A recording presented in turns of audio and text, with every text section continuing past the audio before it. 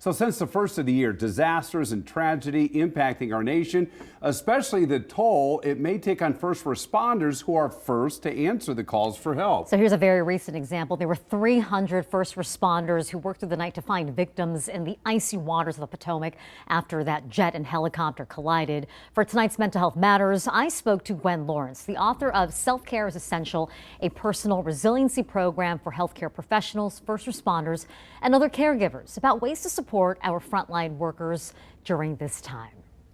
Meals and just all kinds of support, even just going and sitting with them and telling them how much you appreciate them. You'd be surprised how much just that little thing helps them, that they know they're being seen. Yeah, validation that their work truly matters. As you heard there, gratitude impacting our own firefighters who returned from LA. They say that they were touched by people offering them meals to thank them for their work in protecting homes.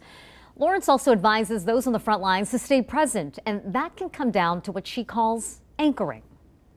Narrate things that are around you. You can say something as simple as sound, or something you see. You say red or bird or cloud, and that anchors you in the moment instead of getting caught up in that mind chatter that can bring you down a rabbit hole of, anxiety and back to your traumas.